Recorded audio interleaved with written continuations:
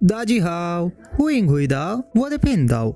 Sorry for late uploading guys, exam के कारण मुझे काफ़ी टाइम नहीं मिल पाया, पर अब मैं थोड़ा एग्ज़ाम से छूट चुका हूँ तो आपके लिए फिर से वीडियो अपलोड करना भी शुरू कर दूंगा।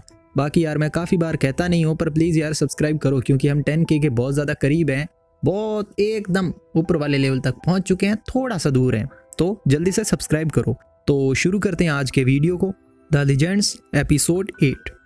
एपिसोड की शुरुआत में वानलू सेक्ट के सैनिक जियांगवू पर हमला कर देते हैं, पर जियांगवू उन सबको पकड़ लेता है और जेल में डाल देता है। उसका इनको पकड़ने का रीज़न होता है कि वो इन सब की स्पिरिट लेना चाहता है, जिससे कि उसकी खुद की ताकत बढ़ सके। इधर जियन नोटिस करती है कि जाओयो बाहर जा रही होती है, तो वो उससे पूछती है कि तुम कहाँ पर जा रही हो। जाओयो कहती है कि मैं लोगों की मदद करने जा रही हूँ, और क्या पता इसी दौरान मुझे जियांगवू भी मिल जाए। जियन कहती है कि अभी दिन का टाइम है और कोई भी तुम्हें नहीं देख सकता, फिर तुम दूसरों की मदद कैसे करोगी। इस पर जाओयो जियन से कहती है कि मेरी जगह तुम सबकी मदद करने जाओ। जियन इसके लिए मना करती है, पर जाओयो बिना कुछ कहे उसको कमरे से बाहर निकाल देती है। कमरे के बाहर जियन दो सैनिकों की बातें सुनती है, जिससे उसे पता चलता है कि चैंगलिंग को जेल में बंद कर दिया गया है। वो वापस कमरे में आती है और जाओयो से कहती है कि क्या तुम मुझे बता सकती हो कि मैं चैंगलिंग को कैसे बचाऊं। इस पर जाओयो कहती है कि तुम उसकी मदद नहीं कर सकती। वानलू सेक्ट की जेल में किसी की भी पावर काम नहीं करती, और जो भी उसके अंदर बंद होता है उसकी स्पिरिट वो जेल खुद ले लेती है। जब जाओयो चैंगलिंग को बचाने से मना करती है तो जियन चैंगलिंग को बचाने खुद चली जाती है, पर सैनिक उसे जेल के बाहर ही रोक देते हैं। जियन सैनिकों से कहती है कि मैं ली चेन की डिसिपल हूँ, इसलिए कहीं भी जा सकती हूँ। अगर तुमने मुझे रोका तो मास्टर तुम पर एंग्री होंगे।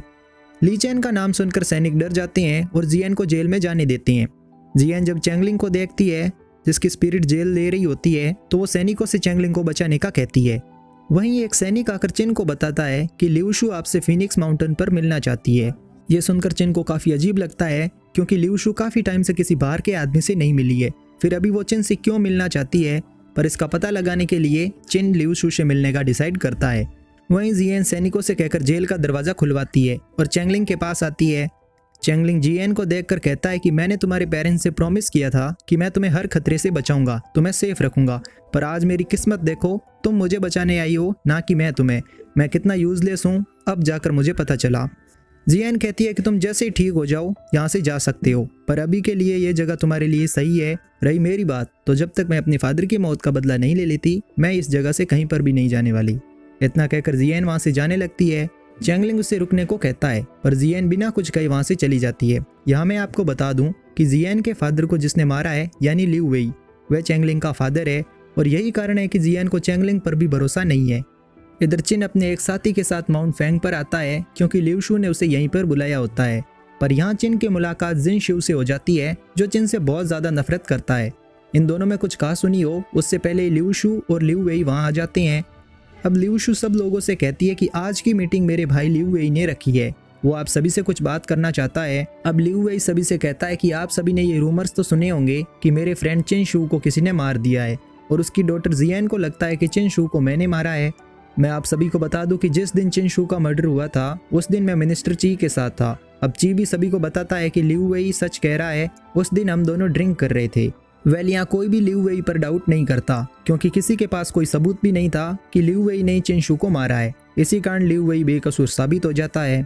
मीटिंग कंप्लीट होने के बाद चिन वहाँ से जाने लगता है, तो लिउशु उसे रुकने को कहती है। वो चिन के साथ थोड़ी टाइम बात करने को कहती है। अब लिउशु चिन से कहती है कि मैंने सुना है तुम्हारे बड़े भाई चिन शू की डॉटर जियन अभी वानलू सेक्ट में है, शायद वो तुम्हारे लिए वहाँ जासूसी कर रही हो।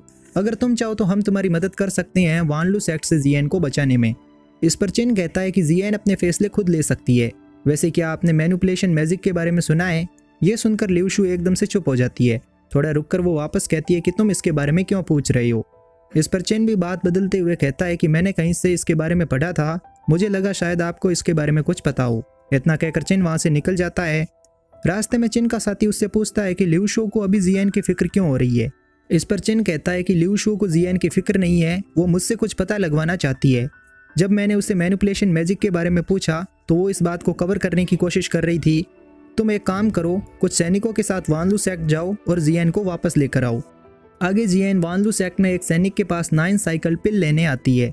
वो सैनिक जियन से एक जेड एम्बलम के बदले 9 साइकिल पिल दे देता है, पर जल्दी जियन को पता लगता है कि उसके पास जो पिल है वो फेक है, यानी नकली है, इसलिए वो अपना एम्बलम वापस देने को कहती है, पर वो सैनिक उसे ही डरा कर वहाँ से भगा देता है। और ये सारा सीन आदा भी छुपकर देख रहा होता है। अब जियन रोते हुए वापस जाओयो के पास आती है और उसके साथ हुए फ्रॉड के बारे में बताती है। कुछ देर बाद जाओयो वापस उसी सैनिक के पास आती है और उसे पीट कर सारी पिल्स ले लेती है। आदा अभी भी ये सब सीन देख रहा होता है, पर अब वो बहुत ज़्यादा कंफ्यूज हो जाता है। उसका कंफ्यूजन का कारण यही होता है कि जो जियन पहले डर कर यहाँ से गई थी, वो अचानक से इतनी स्ट्रॉन्ग कैसे हो गई कि उस सैनिक की पिटाई कर दी। इधर एक सैनिक लिन को बताता है कि जियांगवू को मारने जो सैनिक हमने भेजे थे, वो सब के सब अभी तक वापस नहीं लौटे हैं। ये सुनकर लिन समझ जाती है कि यहाँ तो वो सारे सैनिक पकड़े गए हैं या फिर उन्हें मार दिया गया है। तभी चिन भी वहाँ आ जाता है, जो लिन से जियन के बारे में पूछता है। इस पर लिन चिन को जियन के कमरे की ओर चलने को कहती है।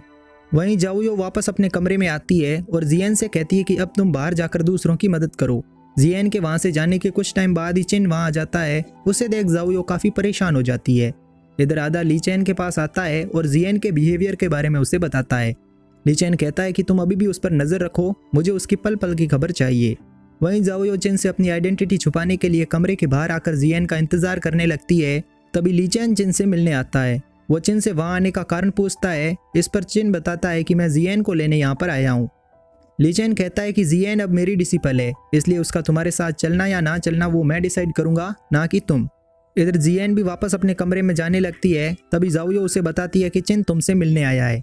जियन जब कमरे में आती है तो चिन उसे अपने साथ चलने को कहता है, पर जियन मना कर देती है। वो कहती है कि आपको मुझ पर भरोसा नहीं है, इसलिए मैं आपके साथ नहीं जाऊंगी। ये सुनकर चिन ली चैन से कहता है कि जियन की रिस्पॉन्सिबिलिटी अब से तुम्हारी है, इसलिए उसका ध्यान रखना। इतना कहकर चिन भी वहाँ से चला जाता है। अब ली चैन जियन से पूछता है कि क्या तुम आज किसी सैनिक से मिलने गई थी? वहाँ पर जाना तुम्हारे लिए ठीक नहीं है। इस पर जियन कहती है कि मैं आगे से वहाँ पर नहीं जाऊँगी और ना ही आपको ऐसी कोई शिकायत का मौका दूंगी। ली चैन के वहाँ से जाने के बाद जाओयो वापस कमरे में आती है और जियन से पूछती है कि ली चैन यहाँ पर क्यों आया था। जियन कहती है कि मुझे नहीं पता, मैं जब कमरे में आई थी तो ली चैन यहाँ पहले से ही आया हुआ था। इसी के साथ एपिसोड 8 यहीं कंप्लीट होता है। मैं आशा करता हूँ कि आपको ये एपिसोड पसंद आया होगा। बाकी मुझसे डायरेक्टली बात करने के लिए आप इंस्टाग्राम ज्वाइन कर सकते हो या ट्विटर भी ज्वाइन कर सकते हो। दोनों का लिंक डिस्क्रिप्शन के अंदर है। शिए शोगान।